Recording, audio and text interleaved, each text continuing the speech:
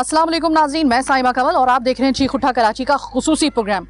क्योंकि ये आप जानते हैं कि सितंबर का महीना यानी कि सितंबर का महीना, ये पूरा का पूरा महीना हम डेडिकेट करते हैं अपनी पाक अफवाज को। लेकिन आज हमारा ये बड़ा खुसूसी प्रोग्राम है। शायद इस तरह का प्रोग्राम आपने पहले कभी नहीं देखा होगा, लेकिन इसको होना चाहिए।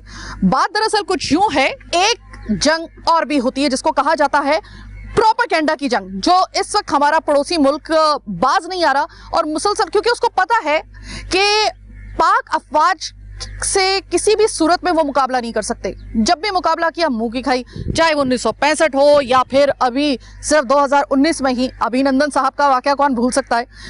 लेकिन अब उनकी एक और जंग की एक पॉलिसी आई है जिसका मकसद यह है कि पाकिस्तान को पूरी दुनिया में बदनाम किया जाए। पूरी दुनिया में क्या पैगाम दे रहे हैं पाकिस्तान के बारे में, क्या प्रोपेगेंडा कर रहे हैं कि पाकिस्तान एक ऐसा तंग नज़र मुल्क है कि जहाँ पर तमाम मज़ाहिब जो हैं उनको आज़ादी हासिल नहीं है और बिल्कुल एक साथ नहीं रह सकते। यहाँ पर तो हर वक्त फिसाद होते रहते हैं और एक जगह के ऊपर किसी सूरत में मुमकिन ही नहीं है कि तमाम मज़ाहिब के लोग इकट्ठे हो सके। इतना तंग नज़र पाकिस्तान है, ये प्रोपेगेंडा किया जा रहा है। दूसरा प्रोपेगेंडा आपने देखा होगा कि आजकल बहुत ज़्यादा हो रहा है, और वो क्या हो रहा है कि और कराची का नाम लेकर कहा जाता है, उसके ऊपर कराची को खासतौर पे टारगेट किया जाता है कि यहाँ पर जो बसने वाली ख़वातीन है उसका जो एलीट तबका है, सिर्फ वो अपनी ख़वातीन को इतनी आज़ादी देते हैं या फिर उनको इतना प्रिविलेज देते हैं कि उनको पढ़ा लिया जाए या फिर उनको उनके पाँव पे खड़ा होने का मौका दिया जाए।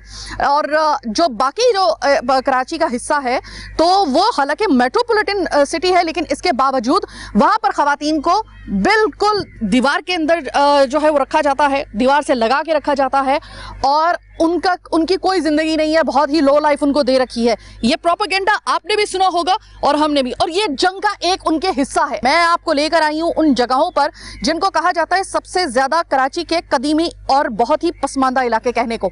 मैं आपको यहाँ पर लेके आई हूँ और ज़रा देखें बाहर कि किस तरीके से हम लोग आपसे बहुत ज़्यादा बेहतर हालात में और इखलाकियात में हम आपसे बहुत बेहतर हैं। मुआशी तौर पे हम पे एक बुरा वक्त आया, लेकिन आप ज़रा देखिए, मैं आपको लेके चल रही हूँ आज के खुसूसी प्रोग्राम में। जनाब, सबसे पहले मैं आपको प्रोग्राम के पहले हिस्से में लेकर आई हूँ। ये कराची का एक ऐसा इलाका है कि जिसका नाम आपने किसी एक ख़ास वक्त में आपने खौफ के साथ सुना होगा, लेकिन ये वो जगह है कि अगर आप यहाँ पर आ जाएं आपका दिल यहाँ पर अटक जाएगा।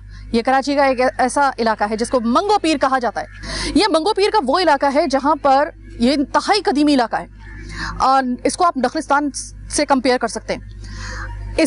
क्या मैं इस वक्त आपको दिखाने के लिए आई हूँ, ये जो भारत कहते हैं ना कि हमारे अंदर मजहबी रवादारी नहीं है या कोई बर्दाश्त नहीं है, वो ये आकर देखे बर्दाश्त किस में नहीं है, अब ये साबित हो जाएगा। ये है एक बहुत पुरानी यहाँ की मस्जिद। अब यहाँ पर मस्जिद का होना ये यकीनन आपके लिए कोई इतनी अचंभे की बात नहीं होगी। मुस्लिम मुल्क है पाकिस्तान, इसमें तो मस्जिद हो सकती है, लेकिन एक दीवार के फासले के साथ ही यहाँ पर बहुत ही कदीमी एक चर्च है। हमारे ईसाई बहन भाइयों का ये चर्च है और बहुत पुराना है, सैकड़ों साल पुराना। और चर्च के बिल्कुल सामने जो है वो एक बहुत ही सैकड़ों साल पुराना मंदिर है।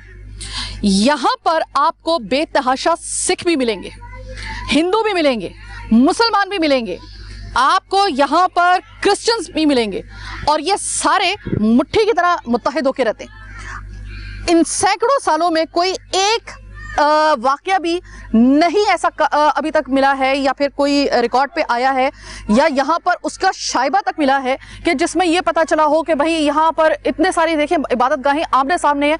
यहाँ पे तो ज़ाहिर अगर मजहबी रवादारी ना हो तो यहाँ पे तो कभी ना कभी तो यहाँ पे कोई क्लैश ज़रूर होगा। एक क्लैश तक नहीं हुआ यहाँ पर। मुझे बताया जा रहा है, मैं अभी आपको लेके चलती हूँ मंदिर में भी और चर्च में भी और मस्जिद में भी। यहाँ पे मुझे ये बताया गया है कि यहाँ पर इतने 100 सालों में भी ऐसा ये निज़ाम बना रखा है कि जिस वक्त मस्जिद में अजान होती है तो मंदिर में शंख नहीं बजता। जिस वक्त मंदिर में शंख बजता है उस वक्त जो मुसलमान भाई हैं वो बाकायदा तौर पे जो इनका कोई त्यौहार होता है उसमें फैसिलिटेट करते हैं। क्रिश्चियन हमारे बहन भाई जो हैं वो यहाँ पर आराम से यहाँ पर आते हैं और ये इनको देखकर जब तक कि आप इनका शनाख्ती कार्ड ना देखें ना, आपको यकीन नहीं आएगा कि कौन हिंदू है, कौन सिख है, कौन, हाँ सिख का वो जो एक वो होता है गेटअप, उससे तो पता चल जाता है, लेकिन आपको यहाँ पर किसी किस्म का कोई फिसाद नजर नहीं आएगा। तो क्या भारत जो ये प्रोपेगेंडा कर रहा है, क्या उसके लिए ये जवाब काफ़ी नहीं है कि तुम कराची का नाम लेकर हमारा पड़ोसी मुल्क हम पे ये वार कर रहा है और पूरी दुनिया में ये एक प्रोपेगेंडा कर रहा है कि पाकिस्तान में तो मजहबी रवादारी नहीं है। इसको मजहबी रवादारी नहीं कहते तो किसको कहते हैं? अभी तो मैं लेके चल रही हूँ आपको सबसे पहले मंदिर में, मस्जिद में और चर्च में, और मैं आपको अपने सिख बहन भाइयों से भी मिलाऊंगी ताकि आपको उनकी जुबानी भी पता चल सके कि क्या भारत जो ये प्रोपेगेंडा कर रहा है उसमें कोई रत्ती भर भी कोई जान है, उसमें कोई सच्चाई है या नहीं। फैसला आप खुद करिएगा। जनाब ये एक बहुत कदीमी मस्जिद वैसे इसके बनावट से लग रहा है, क्योंकि इसमें कोई भी मुझे ऐसी चीज़ नज़र नहीं आ रही है जो कि ये इंडिकेट कर सके कि ये हाल या कुछ सालों में बनी है। अस्सलाम वालेकुम भाई। वालेकुम अस्सलाम। नाम आपका? परवेज़ ज़हरी। परवेज़ ज़हरी साहब, ये मुझे बताइएगा कि आप इसी इलाके के रहने वाले हैं? जी हाँ, मैं भी मंगू पीर का रहने वाला हूँ। अच्छा जी। तो परवेज़ भाई मुझे ये बताइएगा, अगर मैं इस मस्जिद के बारे में मालूम करूँ कि कितने साल तकरीबन पुरानी होगी है? ये मस्जिद तकरीबन 40 से 45 साल पुरानी है और ये इलाका तो बहुत पुराना है। यानी पाकिस्तान की बुनियाद रखने से पहले का ये इलाका है। अच्छा। ठीक है ना। यहाँ पर पहले अंग्रेज़ों का दौर था, अब हम शुक्र अल्हम्दुलिल्लाह मुस्लिम रह रहे हैं और अल्लाह का एहसान है कि हमारी 3 कम्युनिटियाँ हैं यहाँ पर जो बिल्कुल आसपास रह रहे हैं, नज़दीक, यानी 2 कदम का भी फासला नहीं।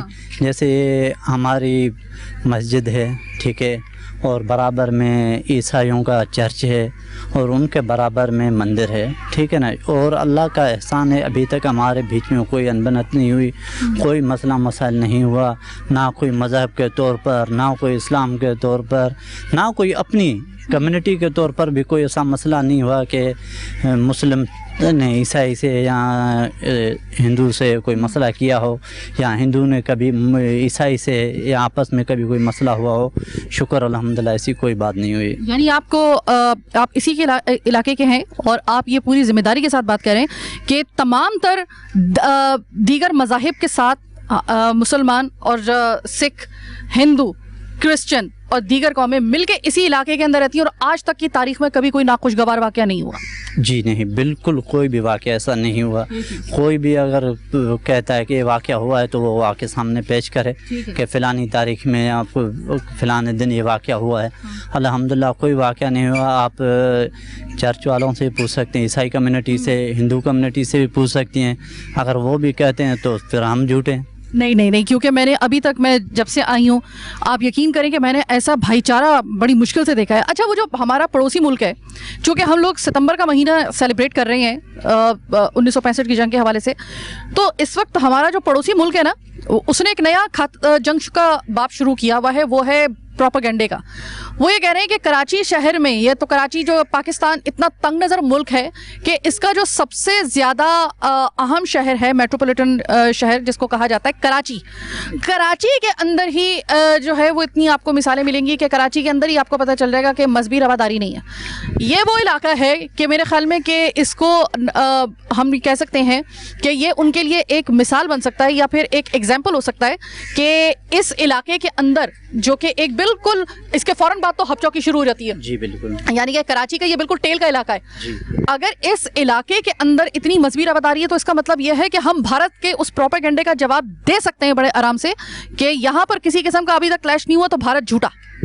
जी बिल्कुल, ऐसा शुक्र अल्हम्दुलिल्लाह कोई ऐसी बात नहीं है। और हमारे पास बलूचिस्तान वाकई बिल्कुल यहाँ से नज़दीक है, ज़्यादा से ज़्यादा 2 किलोमीटर होगा नाजरान बाईपास। उसके पास हमदर्द यूनिवर्सिटी है, यूनिवर्सिटी के भी इर्द गिर्द शुक्र अल्हम्दुलिल्लाह ना बलूचिस्तान से, ना सूबा सिंध से, ना फिर किसी और हमारे सूबे से कोई ऐसा मसलो मसाइल नहीं हुआ कम्युनिटी के हवाले से। ठीक है। अच्छा, मैंने ये ज़ाहिर है कि वो तो हम सुना क्या, ये तो हमारी आंखों देखी बात है। हमने सुना है कि पाक अफवाज ने जब यहाँ के हालात बड़े ख़राब कर दिए गए थे ज़बरदस्ती, और इसको बिल्कुल एक नो गो एरिया बनाया गया था, तो हमारी पाक अफवाज और रेंजर्स ने यहाँ पर एक ऐसा ऑपरेशन किया था कि उसके बाद ये इतना क्लियर इलाका हो गया है कि यहाँ पर रात के वक्त हो, दिन के वक्त हो, यहाँ पर आपको सिर्फ इसी तरीके से एक ख़ास किस्म का गुलदस्ता नज़र आएगा मुख्तलिफ कम्युनिटीज़ और मज़ाहिब का। जी बिल्कुल, वो तो हकीकत है कि हमारी पाक फ़ौज या पाक आर्मी हमारे साथ है, तभी तो हम खुला सांस ले पा रहे हैं। और शुक्र अल्हम्दुलिल्लाह इन ज़िंदगी भर ऐसे ही खुला सांस लेते रहेंगे। और बाकी जितने भी प्रोपेगेंडा हमारे लिए चल रहे हैं वो बस ऐसे मुल्क में फसाद करने के लिए है, और कोई बात नहीं है। बहुत शुक्रिया परवेज़ भाई। मैं चाहूँगी चूँकि आप इस इलाके के रेजिडेंट हैं तो मैं ज़रा चाहती हूँ कि आप आगे भी मेरे साथ आएँ। ये देखिए कि ये मस्जिद है और ये मस्जिद बहुत पुरानी मस्जिद है, ये कोई नई बनी हुई मस्जिद नहीं है। अगर आप इस इलाके को सही तरीके से एक्सप्लोर कर पा रहे हो तो आपको अंदाज़ा होगा कि एक इंतहाई कदीमी इलाका है। ये देखिए ये चर्च है, एक दीवार का तकरीबन बस फासला है मस्जिद से इस चर्च के दरमियान में। अच्छा खासा खुला इसका मैदान भी दिया हुआ है जहाँ पर बच्चे आपको यहाँ पर आपको इससे बढ़कर मैं क्या दिखाऊं, प्रैक्टिस कर रहे हैं अपनी फुटबॉल की। तो इसको कहा जाता है, ये होता है एक आपका एक हेल्दी मुआशरा। हम कुछ मिसालों को काउंट करके, जो इक्का दुक्का ऐसी मिसालें होती हैं नाखुशगवार वाक़यात की, हम उनको काउंट करके जो है ना वो पूरी दुनिया के अंदर प्रोपेगेंडा हमारा पड़ोसी मुल्क हमारे लिए बनाता है ताकि हमें ज़्यादा से ज़्यादा नुकसान पहुंच सके। अभी फ़िलहाल मैं आपको लेके चल रही हूँ मंदिर, और मंदिर में आपको ले जाके मैं ज़रा, जो हमारी हिंदू कम्युनिटी है वो यहाँ पर इस वक्त पूजा पाठ कर रही है अपनी, और इधर थोड़ी देर पहले असर का वक्त हुआ था। तो इन्होंने इतने अच्छा सिस्टम बनाया हुआ है कि वो अपनी प्रार्थना उस वक्त करते हैं कि जिस वक्त यहाँ पे मस्जिद में अजान का वक्त और नमाज का वक्त ख़त्म हो जाता है, और जैसे ही यहाँ से निकलते हैं यकीन माने कि गले मिल के जा रहे हैं यहाँ पर एक दूसरे के साथ, हिंदू हो या मुसलमान हो। आइए ज़रा चलते हैं, देखते हैं ज़रा अपने हिंदू बहन भाइयों से भी बात करके देखते हैं कि वो कितना इस इलाके के अंदर पाक फ़ौज को भी सलाम पेश करते हैं चूँकि सितंबर का महीना है, और किस तरीके से हमें बताते हैं कि यहाँ पे कभी कोई नाखुशगवार वाक़या नहीं हुआ, कभी क्लैश नहीं हुआ। क्या कहते हैं इस हवाले से?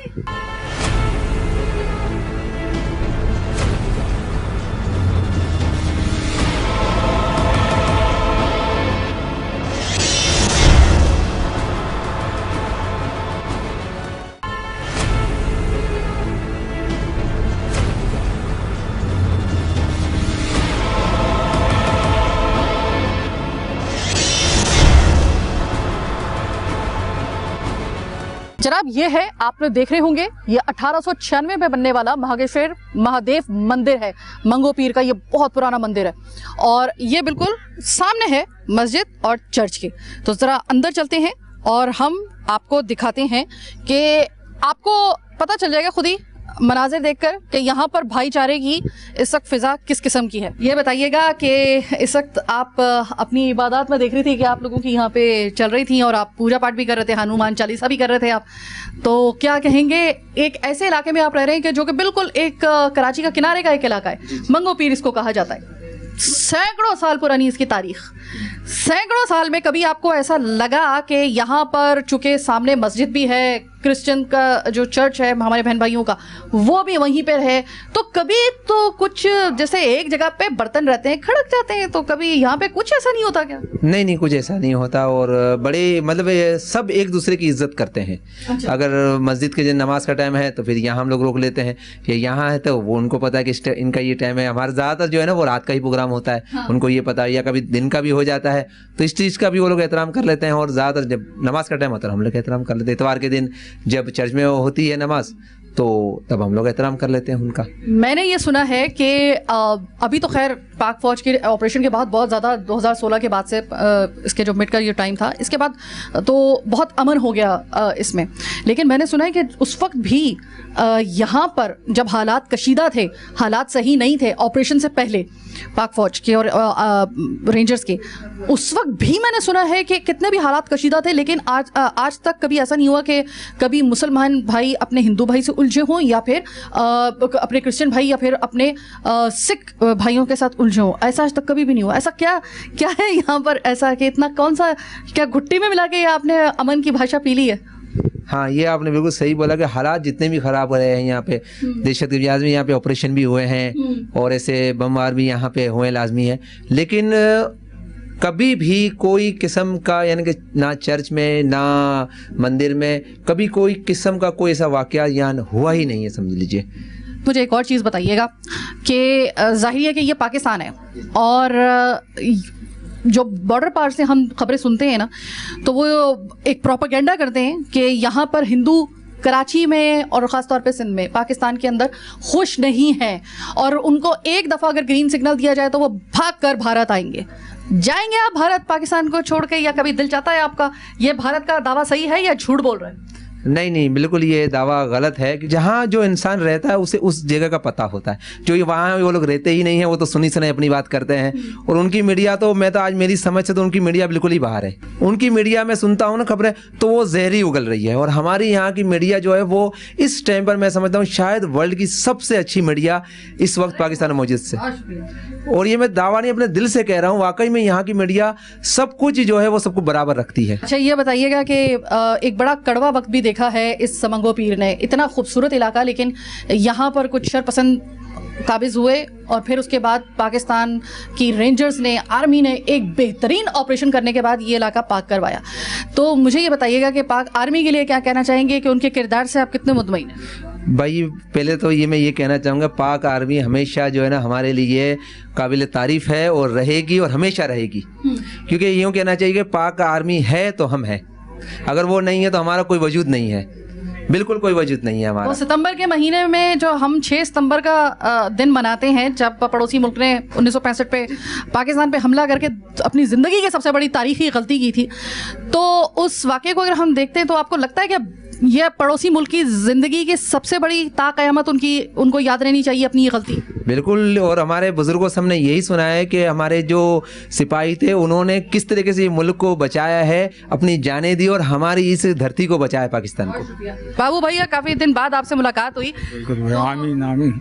मुझे ये बताइएगा कि जो हम सितंबर का महीना मना रहे थे, साथ में हम अपने पड़ोसी मुल्क की जो कारस्तानी है उनको भी ज़रा गिनवा रहे थे।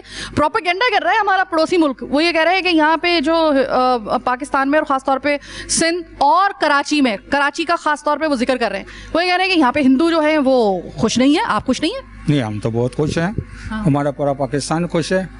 हाँ, लेकिन अभी पड़ोसी मुल्क का उसका मुंह है, वो जितना ही उगले उल्टा, वो उसकी आदत है, उसको तो हम मना नहीं कर सकते। लेकिन हम जो यहाँ पर है, हमारे इंसानियत के नाते सब हम एक साथ रहते हैं। हमारा तो ऐसा ज़बरदस्त ये गुलदस्ता आपने पहले भी देख के गए, आज भी देखा है, आप आज भी देख लो, आप लोग ने नहीं करवाया, अच्छा हो रहा है। वाह भाई, काफ़ी साल हो गए, अमन आ गया इस इलाके के अंदर और दुश्मन ने बड़ी कोशिश की थी कि ये इलाका चूँकि बलूचिस्तान के बिल्कुल साथ लगता है, हब चौकी बिल्कुल साथ में ही है, तो उन्होंने बड़ी कोशिश की हमारे दुश्मन ने कि इस इलाके को साजिशें करके मुख्तलिफ़ किस्म के उन्होंने सहारे ढूंढे कि ये इलाका जो है ना कराची का, इसको शोरज़दा बना दो। लेकिन फिर पाक आर्मी ने जो यहाँ पे किरदार अदा किया, क्या कहेंगे पाक आर्मी और रेंजर्स के उस किरदार? हम तो उनका शुक्रिया अदा करते हैं, पाक रेंजर्स का, पाक पुलिस का, पाक फौज का, कि उन्हीं के बदौलत देखो हम भी यहाँ जी रहे हैं। वो है तो हम हैं, वो नहीं तो हम भी नहीं। बहुत शुक्रिया बाबू भाई। तो अभी मैं आपको लेके चल रही हूँ ज़रा चर्च, और ज़रा अपने जो हमारे सिख बहन भाई हैं उनके पास भी, खासतौर पर अपने भाइयों के पास, वो देखें क्या इस हवाले से कहते हैं। ये मैं आ गई हूँ चर्च में, ये भी बहुत पुराना चर्च है, इसकी मैं अभी देख रही थी, हिस्ट्री वगैरह देख रही थी, बहुत पुराना है।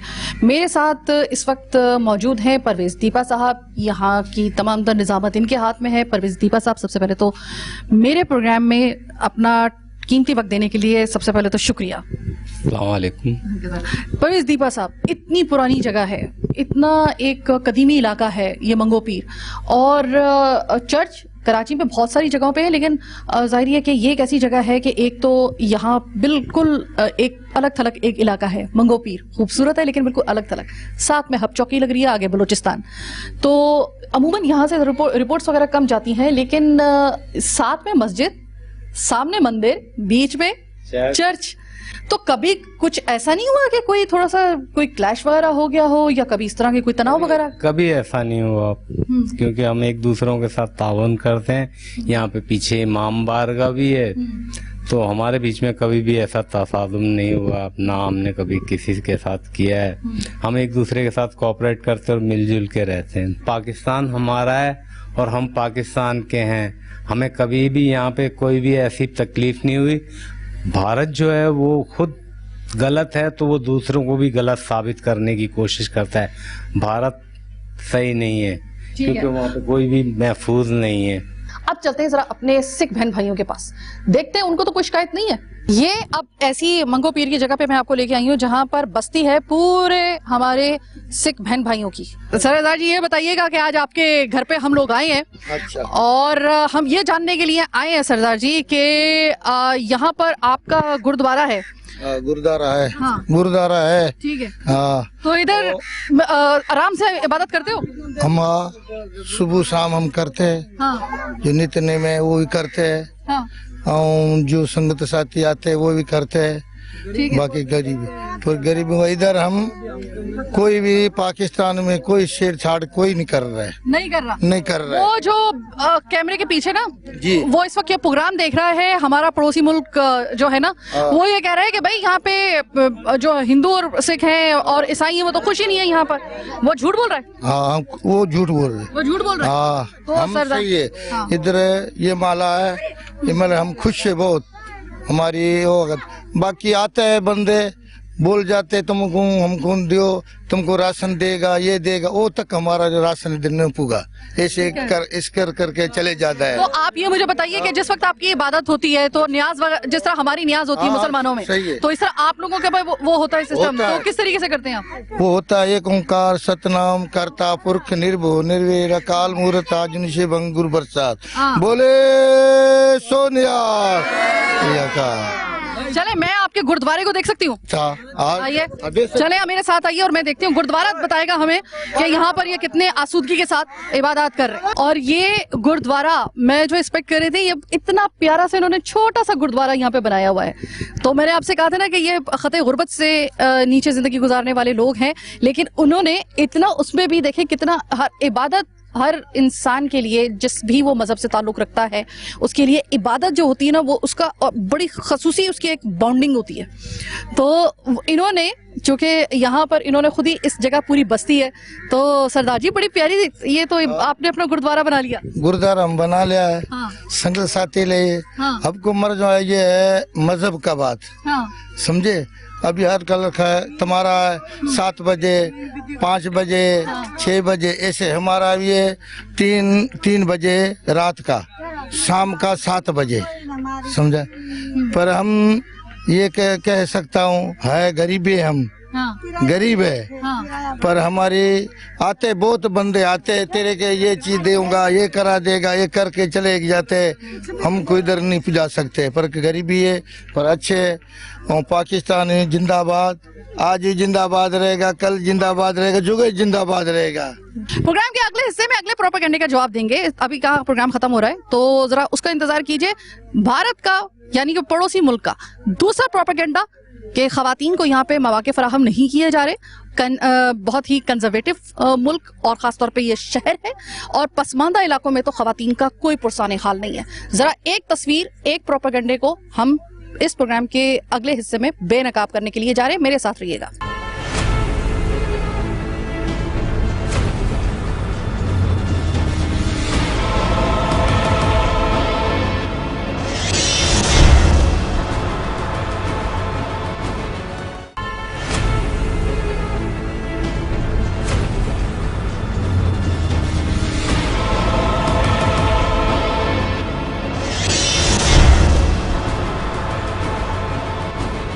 जनाब ये वो गलियां हैं, मुझे अभी तक याद है कि ये वो गलियां हैं कि अगर आपकी पाक अफवाज और रेंजर्स ने यहाँ पर ऑपरेशन ना किया होता अपनी जानों को हथेली पर रखकर, तो यकीन मानिए कि ये इन्होंने हमने तकरीबन लियारी को खो दिया था। ये भी एक नो गो एरिया जैसे कि मैंने आपको बताया अभी कि ये बन चुका था। अब ज़रा बात करते हैं हमारे पड़ोसी मुल्क ने जो प्रोपेगेंडा शुरू किया हुआ है कि यहाँ पर ये ख़ास तौर पे लियारी को उन्होंने बाकायदा इसका नाम लेते हुए ये कहा कि आप कराची में चले जाएं लियारी में, वहाँ पे ख़वातीन को इंसानी हकूक़ तक हासिल नहीं है, उनको दीवार से लगा दिया गया है।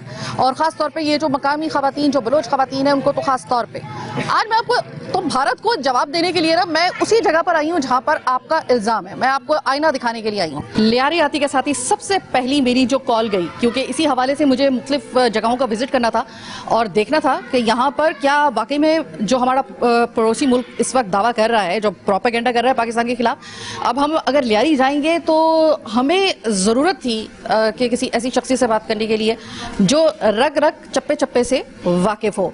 तो जो टाउन म्यूनसिपल कमिश्नर जो हैं हमाद एंडी खान, हमाद कैसे हैं आप? जी ठीक ठाक। अस्सलाम वालेकुम। अल्लाहुम्मा सल्ली अला मोहम्मद व अला आले मोहम्मद। कैसे हैं आप? ठीक हैं अल्हम्दुलिल्लाह। हमाद, इस दफ़ा हम बिल्कुल किसी मसले की बात नहीं कर रहे, हम ज़ाहिर है कि सेलिब्रेट कर रहे हैं जंग 65 का हम लोग याद ताज़ा कर रहे हैं, ट्रिब्यूट पेश कर रहे हैं अपनी पाक अफवाज को। और तो हमने सोचा कि ज़रा थोड़ा सा पाक अफवाज ने जिन जिन नोगो एरियाज़ को क्लियर करवाया था वहाँ पर एक और प्रोपेगेंडा हमें सामना करना पड़ रहा है पड़ोसी मुल्क से।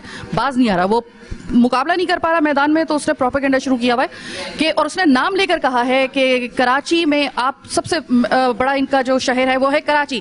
कराची तक में जो है वो ऐसे हालात पैदा किए गए हैं और इतनी जहालत है और इतना ज़्यादा दीवार से लगाया जाता है ख़वातीन को कि उनको मौके फराहम नहीं किए जा रहे, और सिर्फ एक एलीट तबका है वहाँ की ख़वातीन जो हैं वो इतनी प्रिविलेज है कि वो सिर्फ तरक्की कर रही हैं, बाकी यहाँ पे जो है वो उनको डंप करके रखा हुआ है। ये बाकायदा उनका प्रोपेगेंडा है ताकि पाकिस्तान का इमेज खराब हो सके।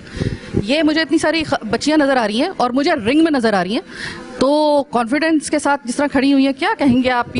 ये जो पड़ोसी मुल्क का प्रोपेगेंडा है, इसको किन अल्फाज में आप इसको डिनाई करेंगे? देखें, सबसे पहले तो मैं आपके चैनल का शुक्रिया अदा करना चाहता हूं कि आपने टाइम दिया, और आज 6 सितंबर का दिन है और ये हमारे लिए यौम दिफा का दिन मनाया जाता है, जिस दिन हम अपने वो ब्रेव सोल्जर्स जिन्होंने बॉर्डर पे हमेशा हमें प्रोटेक्ट किया है और हमारे बॉर्डरों को दिफा किया है ताकि हम चैन की नींद सो सकें, और दुश्मन के तमाम मेले अज़ाइमों को हमेशा शिकस्त दी है और बहादुरी के साथ हमेशा मुकाबला किया। तो मैं अपनी पाक फ़ौज को सबसे पहले तो खिराज तहसीम पेश करता हूँ।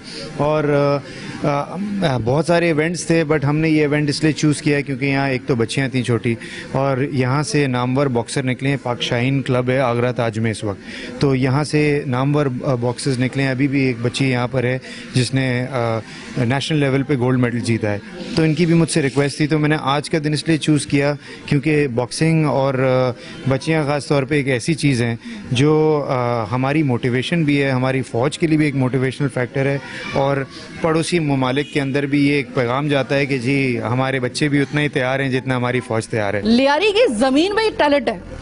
आप म्यूजिक देख लें, आप खेल देख लें, आप कोई भी फील्ड देख लें, लियारी के पास अल्लाह ताला ने लियारी को खास एक नज़र से नवाजा हुआ है। अब मेरे सामने ये बच्चियां हैं जिनके बारे में ये कहा जा रहा था कि इनको दीवार से लगा के रखा हुआ है, तो ज़रा देखते हैं कि ये डंप अगर हो तो समझ भी आता है कि भारत का थोड़ा सा प्रोपेगेंडा हो सकता है, उसमें 1% कोई उसमें कोई सदाकत हो, लेकिन अगर आपने लियारी का नाम लेकर कहा है तो ये बच्चियाँ तो देखकर भाई कतई तौर पर नहीं लग रहा, इनका कॉन्फिडेंस देखकर। और सबसे बड़ी बात, रिंग में आप ये बच्ची देख रहे हैं, तो जरा थोड़ा सा इससे भी मैं बल्कि बात करती हूँ। ये बच्ची आलिया सुमरो मेरे साथ मौजूद है, इसके हाथ में है बॉक्सिंग ग्लव्स, और इसका तारुफ क्या है ये इसी से मालूम करते हैं। आलिया कैसी हो?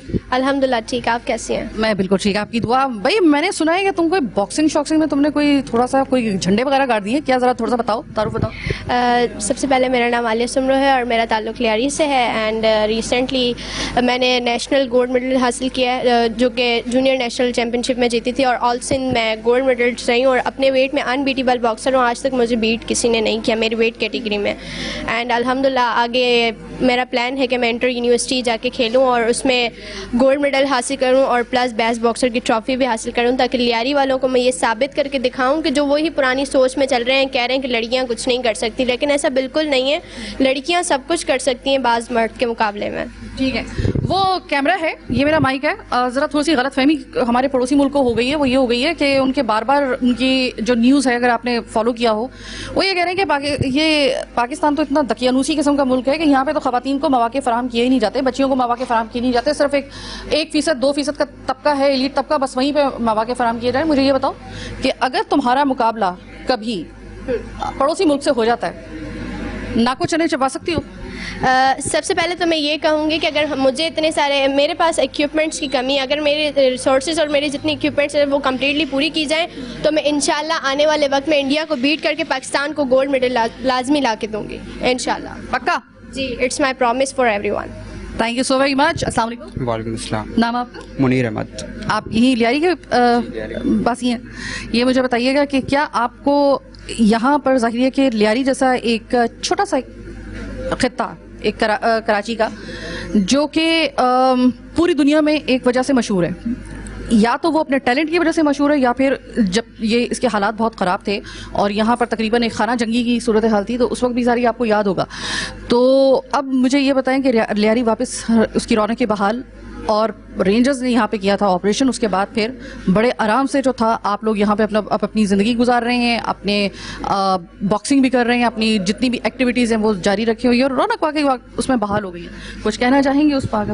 जी बिल्कुल कहना चाहूँगा, बस यही कहना चाहूँगा कि इन्हें देखें, लियारी की गर्ल्स हैं हमारी, इन्हें बस सपोर्ट अगर की जाए तो ये इंटरनेशनल लेवल पर इंशाल्लाह गोल्ड मेडल ला सकती हैं। जी सिर्फ स्पोर्ट की मज़ीद जो अगर थोड़ी सी सपोर्ट अगर दी जाए तो आपको लगता है कि सिर्फ नेशनल नहीं बल्कि इंटरनेशनल लेवल तक झंडे गाड़े जा सकते हैं? इतना टैलेंट है? ऐसा हो सकता है क्योंकि हमारे उस्ताद यूनुस कमरानी है, उनकी बहुत मेहनत है। और दूसरा ये कि लियारी में मल्टी टैलेंटेड है, यहाँ पर बहुत ज़्यादा टैलेंट है, और जिस तरह ये लोग बच्चियाँ मेहनत कर रही हैं, यूँ लग रहा है कि इंशाल्लाह आने वाले टूर्नामेंट में इंटरनेशनल लेवल पे ये गोल्ड ला सकती हैं, इन्हें सपोर्ट की जाए बस। बहुत शुक्रिया। ये मुझे बताइएगा कि ये लियारी की बच्चियाँ, अगर इनके बारे में मैं आपसे मालूम करूँ, क्योंकि प्रैक्टिस आप ही इनको करवा रहे हैं, ट्रेनर आप ही हैं, तो क्या कहेंगे कि लियारी की बच्चियों में क्या इनको दीवार से लगा दिया गया है आपके ख्याल में, जैसे कि हमारा पड़ोसी मुल्क ये दावा कर रहा है, या फिर आपको लगता है कि लियारी में खुल के अब जो बच्चियाँ हैं ना वो अपने फ़न का भी और अपने इस टैलेंट का भी जो है वो आराम से जो है वो आकर यहाँ पर प्रैक्टिस भी कर रही हैं और उसका मुजाहिरा भी कर रही हैं? सबसे पहले तो मैं K21 का जो मैं तहे दिल से शुक्रगुजार हूँ। यकीनन इस तवस्सुल से मेरी आवाज़ जो है हुकाम वाला तक भी जाएगी, और मतलब ये कि दूर दूर तक जाएगी, यानी कि जो लोग हेल्प करना चाहें यानी स्पोर्ट के लिए वहाँ तक भी जाएगी। तो सबसे पहले मैं K21 का शुक्रगुजार बार बार कई बार। अच्छा, अब मैं ये कहूँगा कि मैंने सबसे पहले पाकिस्तान में वुमेन बॉक्सिंग का आगाज़ किया। मेरा ख्वाब था कि हमारी बच्चियां जो है वो बाहर जाएं और बाहर से जो है वो इंटरनेशनल सतह पे पोजीशन लाएं। तो सबसे पहले तो मैं ये बोल रहा हूँ कि इंडिया जब हमारे पास आया, यानी कि उसके अंदर एक प्रोग्राम था सेफ गेम, 4 सेफ गेम में जब ये आया तो मेरे भाई ने पहले श्रीलंका को मारा, फिर इंडिया को मारा, फिर मेरे भाई ने इंडिया में जाके भी इंडिया को मारा। तो मतलब ये कि कोई इवेंट ऐसा नहीं है जिसमें मेरे शागिर्द नहीं गए हों। तो ये सारी बातें हैं, और मैं कई नेशनल और इंटरनेशनल खिलाड़ी बनाए, और मेरा ख्वाब है कि बच्चे जाएंगे और मेडल लाएंगे, बहुत सारी पोजीशन जो है वो बनाएंगे। लेकिन ये कि सारी दुनिया एक बात करती है कि भाई हमको सहूलतें दो, हम ये करेंगे, हम वो करेंगे। हमने तो सहूलत के बगैर हमने वुमेन बॉक्सिंग का आगाज़ किया, जो बहुत मुश्किल तरीन आगाज़ था वो हमने कर लिया। फिर उसके बाद जो हमने नेशनल और इंटरनेशनल लेवल तक बच्चों को हम ले आए। तो जब हमको सहूलतें फ़राहम होंगी तो इंशाल्लाह वो दिन दूर नहीं है कि हमारी बच्चियाँ बहुत अच्छे लेवल पे जो है वो इंटरनेशनल सतह पे कामयाबी हासिल करेंगी। और अगर आपको सपोर्ट की ज़रूरत है तो उसमें हमारे सामने जो है वो municipal commissioner, town municipal commissioner साहब बैठी हुई हैं। मैं खुद भी उनसे ज़ाती तौर पे जो है वो इस चीज़ की अपील करूंगी ताकि ज़्यादा से ज़्यादा बच्चियां हमारी सामने आ सकें। और सिर्फ बच्चियां नहीं बल्कि लियारी का सारा टैलेंट आपके सामने अगर आ जाए, यकीन मानिए कि कोई शोबा ऐसा नहीं है कि इसमें अगर 100 लोग हैं, ये मैं आपको पूरे यकीन और वसूख के साथ बता रही हूँ, 100 लोग हैं उसमें 10 लोग जो हैं वो लियारी से हैं, बाकी किसी और जगह से हैं। तो अल्लाह ताला ने कुछ जगहों को ऐसी अल्लाह ताला ने अपनी नज़र से नवाजा होता है कि वहाँ पे बेतहाशा, और कहते हैं ना कि वो पत्थर उठाओ तो टैलेंट बाहर निकल आए। ये लियारी वो सरजमीन है, इसको हमने तकरीबन खो दिया था, और आज आप यहाँ पर मौजूद हैं। रात के इस पहर यानी कि तकरीबन रात का वक्त हो चुका है। अगर हम यहाँ पर सुकून के साथ बगैर किसी खौफो खतर के कि यहाँ से गोली आ जाएगी, वहाँ से बम जो है वो उसकी आवाज़ आएगी या खाना जंगी की कोई इतला मिलेगी, किसी भी ग्रुप की यहाँ पे कोई अब गुंजाइश नहीं है। और किसको क्रेडिट जाता है? ये हमारी रेंजर्स को जाता है। अगर वो ये लियारी वापस हमें ना करते तो शायद फिर मुमकिन था कि शायद 1% और ज़्यादा चांस बढ़ जाता। अगर भारत जो दावा कर रहा है शायद उसका चांस बढ़ सकता था, लेकिन वो 1% चांस भी नहीं रहने दिया, उसका भी डाउट ख़त्म कर दिया हमारी रेंजर्स ने। तो अब ज़रा प्रोग्राम के आखिरी हिस्से में ज़रा जल्दी इन बच्चियों से बात करते हैं। अभी आपने फ़ाइट देखी इनकी?